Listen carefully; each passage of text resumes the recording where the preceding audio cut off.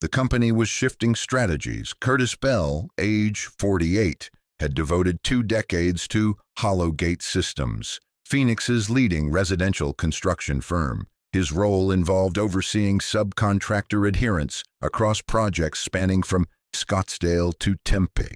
Curtis ensured every electrician possessed proper credentials, every plumber understood regulations, and every framer adhered to blueprints. This meticulous work maintained structural integrity and prevented legal complications. The incoming executive, Jacob Morrison, presented his vision from Curtis's own workspace, acting as though he'd already claimed ownership. Fresh from a Denver corporate environment, Jacob likely had minimal hands-on construction experience. His attire exceeded the weekly earnings of most crew members. "Our organization requires innovative thinking," Jacob proclaimed, avoiding direct eye contact. "We need personnel who grasp contemporary productivity methods." Curtis decoded this corporate speak. They wanted someone willing to compromise standards while disguising it as progress. Someone who would hire cheaply and hope issues remained hidden. Someone who would comply when Jacob proposed methods to expedite approval procedures.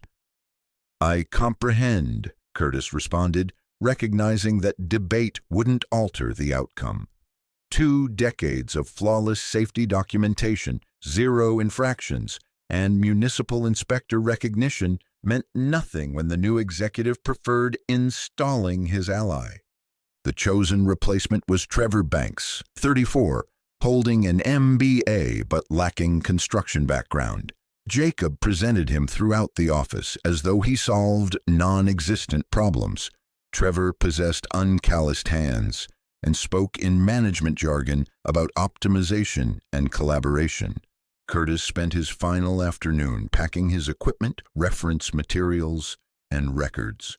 20 years of understanding which electricians earned trust, which plumbers arrived punctually, and which framers interpreted plans accurately, all condensed into storage boxes and concluded with an HR handshake. Walking toward his vehicle, Curtis observed the Sunrise Hills development, where 3 residences stood in different completion phases. The foundation was set on Lot 12. Framing had begun on Lot 9.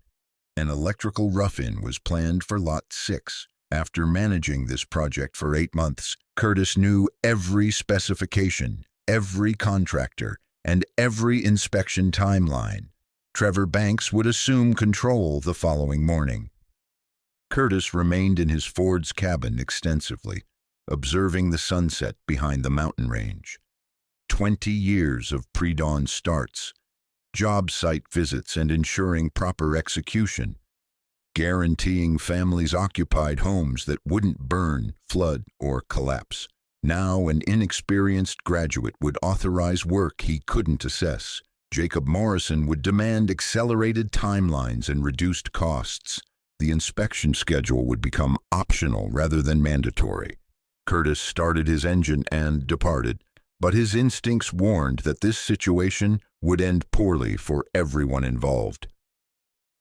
Curtis had joined Hollowgate directly from technical education, advancing from assistant project coordinator to compliance expert, then supervisor.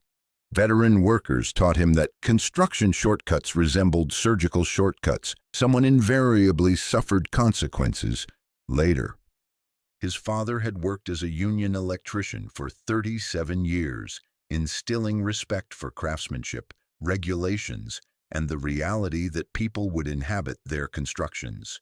"Every wire you authorize could endanger someone's child," his father emphasized. "Every shortcut you permit could destroy someone's life."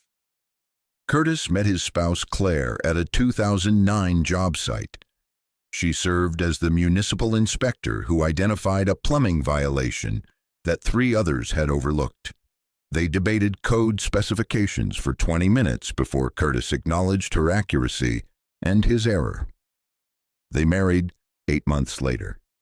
Their daughter Rebecca, now 15 and a high school sophomore, played volleyball and aspired to study engineering. She'd grown up visiting construction sites, observing houses transform from vacant lots to family homes. Rebecca consistently asked insightful questions about load-bearing structures and electrical systems, making Curtis proud that she understood the work's importance. Warning indicators had emerged over months. Jacob Morrison's February arrival brought immediate questioning of every protocol. Why require 3 electrical bids? Why not use identical plumbers for every house? Why did inspections require extensive time? Curtis attempted explaining that code compliance wasn't bureaucracy. It ensured safety. Quality contractors commanded higher prices because they performed correctly initially. Inspections identified problems before they became catastrophes. Jacob acknowledged Curtis's explanations while mentally calculating different factors: cost per square foot, completion timeframes, profit margins. The initial warning appeared in April when Jacob requested reconsideration of Curtis's rejected electrical contractor. The individual held a license technically, but Curtis had witnessed his work elsewhere.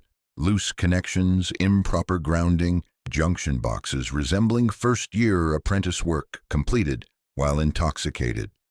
"Perhaps our standards are excessively strict," Jacob suggested. "Perhaps we should offer second opportunities." Curtis maintained his position, locating an alternative electrician costing $800 more, but understanding the distinction between neutral and ground wires. Jacob approved but documented this in his records. Curtis observed him writing. By June, Jacob questioned every decision Curtis made. By August, Trevor Banks received copies of all Curtis's emails. Trevor posed follow-up questions demonstrating his lack of understanding, yet Jacob treated him as a protege learning the industry. Only Bill Santos, the senior project coordinator, seemed to notice. Having been with Hollowgate longer than anyone remembered, Bill recalled when safety violations could permanently close companies. "Protect yourself, Curtis," Bill cautioned in July. "The new management seeks justifications." Curtis should have heeded this advice more seriously. The betrayal occurred 3 days after Trevor Banks officially assumed Curtis's role. While clearing his final desk contents, Curtis received Claire's call from the municipal building department. "Curtis, are you still overseeing the Sunrise Hills project?" Number Y. "Because someone just filed a change order for the electrical contractor, switching from Martinez Electric to Valley Wire Services. The application lists you as the approving supervisor." Curtis felt dread settle in his stomach. He'd never authorized that change. "The signature resembles yours." Curtis immediately drove to City Hall. Claire displayed the paperwork on her computer screen. There was Curtis's signature, or a convincing approximation, sufficient to deceive a busy clerk. The application requested approval to replace Martinez Electric, a licensed contractor Curtis had worked with for 7 years, with Valley Wire Services, a company Curtis had never encountered. "Check their license number," Curtis requested. Claire entered the information and waited for the database response. Her expression changed as she read the results. "Curtis, this license was suspended 6 months ago. Multiple violations for improper installation, failure to obtain permits, and..." She paused, reading. "And working without supervision. The owner, Danny Vance, had his master electrician certification revoked in 2021. They stared at each other across the desk, Curtis's signature on documentation he'd never seen, approving a contractor he'd never evaluated who wasn't legally permitted to perform the work. "Someone falsified my signature to hire an unlicensed electrician," Curtis stated. Claire printed everything: the change order, license suspension notice, violation history. Curtis folded the papers and placed them in his jacket pocket. Driving across town, Curtis considered Lot 6 at Sunrise Hills. Electrical rough-in was scheduled for this week. If Danny Vance was performing the work, he'd be running wire through walls that would be covered with drywall next week. permanent installation by someone previously caught doing incorrect work. Families would occupy those houses by Christmas. Children would sleep in bedrooms wired by someone who'd lost his license for dangerous practices. Curtis sat in Hollowgate's parking lot extensively, observing Trevor Banks through the window. Trevor was telephoning, probably discussing with contractors and making decisions about projects he didn't comprehend. Jacob Morrison had replaced Curtis to reduce costs and employ his friend, but they'd crossed an unacceptable line. This wasn't about injured feelings or damaged pride anymore. This concerned 3 families who would trust their lives to electrical work, performed by someone unqualified to safely plug in holiday decorations. Curtis started his engine and drove toward the state licensing board office. Some boundaries, once crossed, demanded response. The Arizona Registrar of Contractors' office occupied an unremarkable government building 20 minutes from Curtis's home. He'd visited numerous times over the years, usually for continuing education or license renewals, never to file complaints against his own company. Margaret Torres managed the compliance division, a stern woman in her 50s who'd witnessed every construction scheme invented. She listened while Curtis explained the situation, examined the forged paperwork, and verified the license numbers through her database. "You mentioned being replaced 3 days ago." "Officially, yes, but they used my name on paperwork dated yesterday." She made notes on a yellow pad. "How long has this new supervisor worked in the construction industry?" "As far as I know, never. Business degree, no field experience." "And he approved work by a contractor whose license was suspended." "Either approved it or had someone else forge your signature to approve it?" Margaret leaned back in her chair. 27 years in the compliance division had taught her to recognize patterns. Companies that cut corners usually cut them everywhere, and supervisors who approved unlicensed work usually had monetary motivations. "Curtis, I'll be direct with you. This triggers a mandatory site inspection. If we discover unlicensed work in progress, the project gets red tagged immediately. Work stops until everything's brought into compliance." "How long does that usually require?" "Depends on our findings. Could be days if it's just paperwork. Could be months if they need to remove walls and restart." Curtis imagined Jacob Morrison's reaction when state inspectors arrived unannounced. Trevor Banks attempting to explain why he'd hired contractors he couldn't evaluate. The Sunrise Hills project halting while investigators examined every approval, every permit, every signature. "There's something else," Margaret said. "If this complaint leads to significant violations, the state considers hiring the original supervisor as a consultant for remediation. Someone who knows the project, understands the issues, can help bring everything back into compliance." She handed Curtis a form to complete. "Official complaint against Hollowgate Systems for use of unlicensed contractors and fraudulent approval documentation." Curtis signed his authentic signature at the bottom. "How long before the inspection?" "Could be tomorrow, could be next week. We don't announce these things."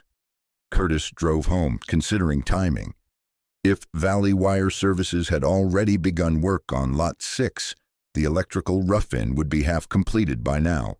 Danny Vance would be running wire through walls, installing junction boxes, connecting circuits to the main panel, all without proper permits, all without proper supervision, all violating state law.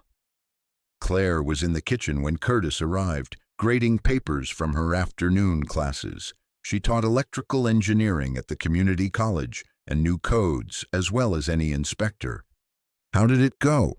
Curtis told her about the complaint, the mandatory inspection, the possibility of consulting work if violations were found. "Do you think they'll find violations?"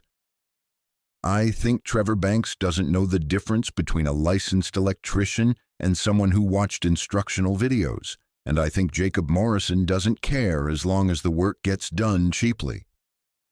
She looked up from her papers. "You could have just walked away, found another job, let them deal with their own mistakes." "Could have, but you didn't." "No." She returned to grading, but Curtis caught her smiling. 20 years of marriage had taught her to recognize the look Curtis got when someone pushed too far.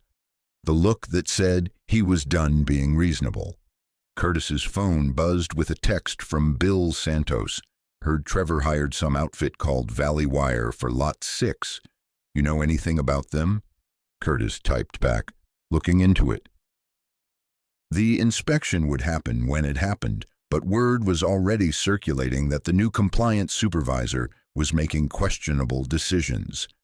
Other project managers were beginning to ask questions, double-checking contractor approvals, wondering what else might be wrong.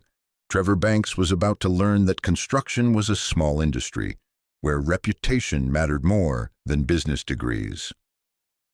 The call came at 6:30 in the morning, 2 days after Curtis filed the complaint.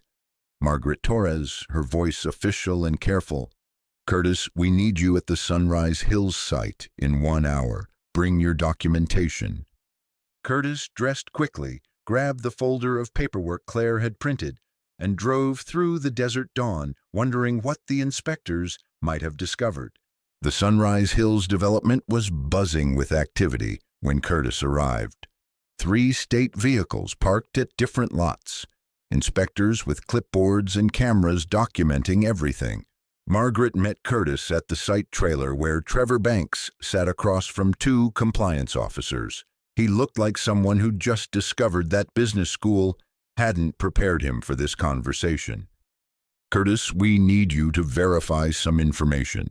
According to our records, you approved electrical work by Valley Wire Services on Lot 6. According to the contractor, you also approved them for Lots 9 and 12.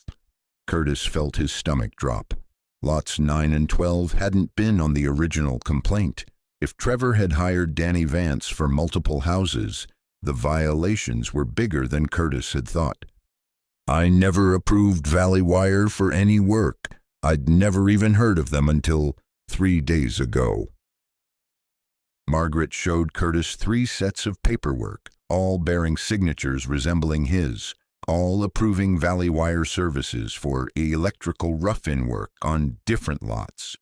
The dates spanned 2 weeks, including approvals allegedly signed after Curtis had been removed from the project. "The plot thickens," said Inspector Rodriguez, a heavy-set man who'd been walking construction sites for 20 years. "We found active electrical work on all 3 lots. No permits pulled, no supervision present, and the guy doing the work couldn't produce a valid license when we asked." Trevor Banks finally spoke. "I was told the contractor was fully licensed. I checked the paperwork myself." "Which paperwork?" Margaret asked. Trevor fumbled through a folder, pulled out a photocopy of an electrical license. The license number matched Danny Vance, but the expiration date had been altered. Someone had changed 2021 to 2024 with a pen and made photocopies of the altered document. "Where did you get this?" Inspector Rodriguez asked. "Danny gave it to me when I hired him.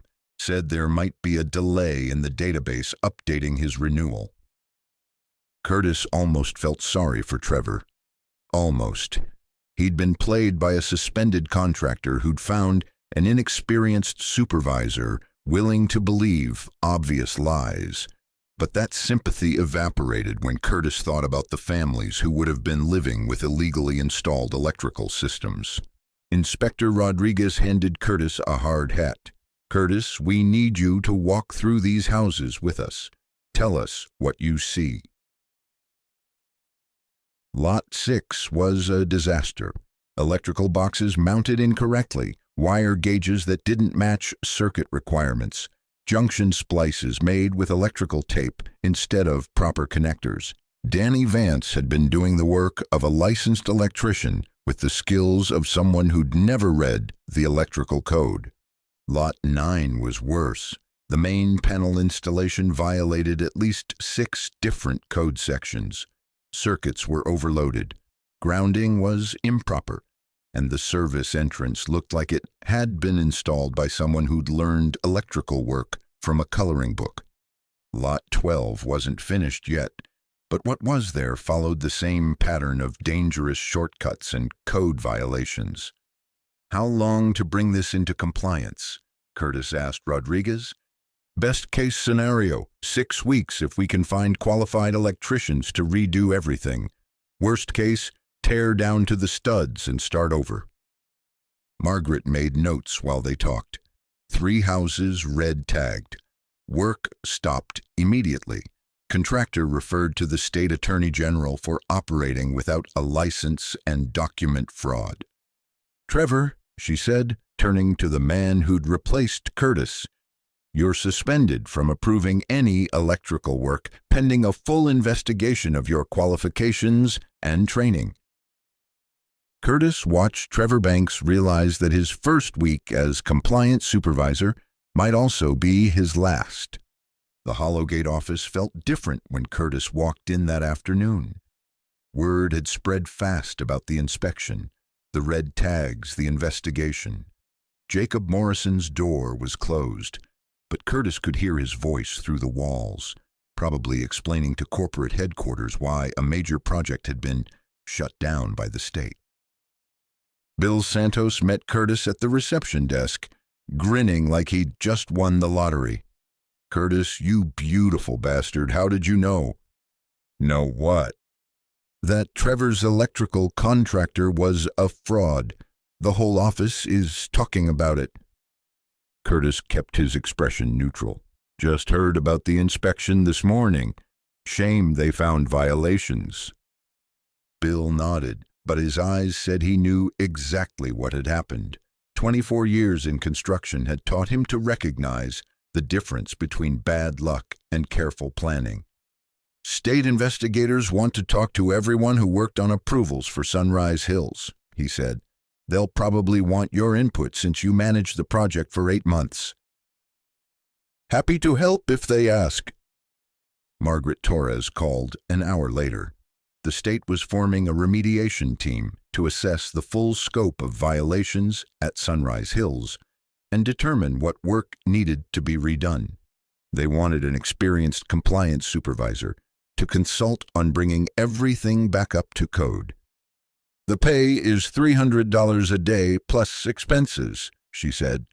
"Probably 6 weeks of work, maybe 8, depending on what else we find." Curtis did the math in his head. $18,000 minimum for consulting work that would take him through Christmas. More money than he'd made in 3 months at Hollowgate. And he'd be working directly with state inspectors instead of business school graduates who thought electrical codes were suggestions. "When do I start?" "Monday morning. Report to the site trailer at 7 a.m. Claire was cooking dinner when Curtis got home, Rebecca helping with vegetables while explaining some drama from volleyball practice. Normal family life continuing while Curtis's professional world turned upside down and then right side up again. "The state wants me to consult on fixing the Sunrise Hills mess," Curtis told Claire. "How long?" 6 to 8 weeks. "Good money." Rebecca looked up from chopping peppers. "Dad, does this mean the people who replaced you screwed up?" "Language," Claire warned, but she was smiling. "Yes," Curtis said. "They screwed up pretty badly."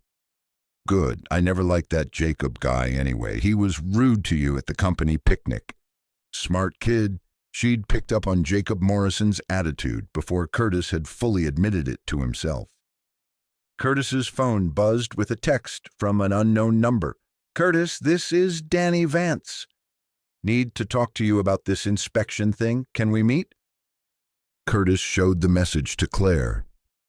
"The unlicensed electrician wants to meet with you." "Seems like it. You going to talk to him?" "Probably not, but I'll definitely forward this to Margaret Torres. Might be interesting to see what he wants to discuss." Curtis forwarded the message to Margaret with a note. The contractor who used my forged signature is trying to contact me directly. Thought you should know. Her reply came 5 minutes later. Do not meet with him. Screenshot everything and forward any additional contact. This could be witness tampering. Witness tampering. Curtis hadn't thought about it that way, but Danny Vance reaching out to him directly suggested he was worried about more than just losing a job. He was worried about criminal charges. Trevor Banks had been played by a con artist, but Jacob Morrison had created the conditions that made the con possible. Both of them were about to learn that cutting corners in construction carried consequences that couldn't be managed away with business school theories. Monday morning, Curtis would be back at Sunrise Hills, but this time working for the state instead of Hollowgate Systems. Sometimes the system actually worked. The meeting happened at Hollowgate's main conference room 3 weeks after the state investigation began. Corporate executives from Denver, lawyers in expensive suits, and insurance representatives trying to calculate how much this disaster would cost. Jacob Morrison sat at the far end of the table, looking like a man who'd just discovered that his shortcuts had been documented by state investigators for 3 weeks. Trevor Banks wasn't there. He'd been terminated the day after his suspension when Human Resources realized he'd misrepresented his qualifications on his job application. Margaret Torres presented the findings. 3 houses with major electrical violations, 14 instances of code violations, forged approval documents, and evidence that supervision requirements had been ignored for over 2 weeks. The estimated cost to bring everything into compliance, $430,000. In addition, Margaret continued, the state is referring this case to the Attorney General for prosecution of fraudulent contractor practices and document forgery. Curtis sat in the corner taking notes, officially there as a consulting witness, but privately enjoying the look on Jacob Morrison's face as the numbers piled up. $430,000, 6-week construction delay, potential criminal charges. The corporate lawyer asked the question everyone was thinking, how did this happen? Margaret opened Curtis's file. The original compliance supervisor, Curtis Bell, had an excellent track record, 0 violations in 20 years, commendations from multiple inspection agencies. He was replaced by someone with no construction experience who failed to verify contractor licenses and approved obviously fraudulent documentation. Jacob Morrison tried to speak. We were implementing new efficiency protocols. You were cutting corners, Margaret interrupted. And when your corners got cut, 3 families almost moved into houses with electrical systems that could have killed them. The insurance representative was making calculations on his laptop. $430,000 in direct costs, plus legal fees, plus potential lawsuits from buyers, plus reputation damage to Hollowgate's bonding capacity. The state recommends that Hollowgate retain Curtis Bell as compliance supervisor for all remaining phases of this project, Margaret concluded. He knows the development, understands the issues, and has the trust of our inspection team. All eyes turned to Curtis. 3 weeks ago, Jacob Morrison had dismissed him for being too rigid. Now the state was demanding that Hollowgate hire him back to fix the mess he'd created. Mr. Bell, said the corporate lawyer, would you be interested in resuming your position as a consultant? With direct reporting authority to the state compliance team, Curtis said. Jacob Morrison's face went red, but he couldn't object.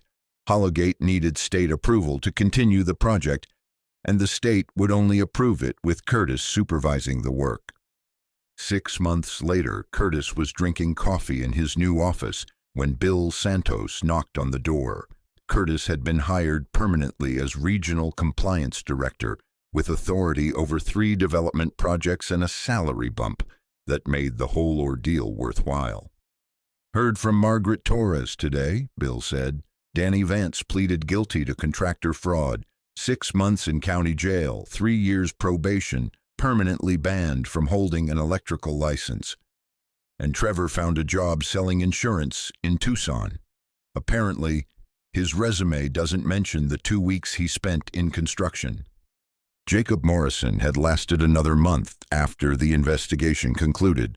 Corporate finally realized that his efficiency protocols had cost more than Curtis's entire annual salary, and efficiency experts who created $400,000 problems weren't the kind of efficiency they needed.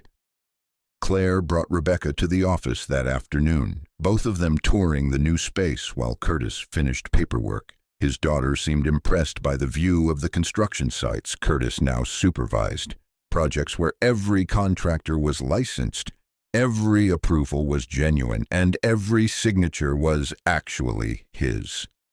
"Dad," Rebecca said, "my engineering professor says that people who do things right the first time never get famous, but people who fix other people's mistakes get promoted." Smart professor. She also said that revenge is a dish best served with proper documentation and state regulatory compliance. Curtis laughed.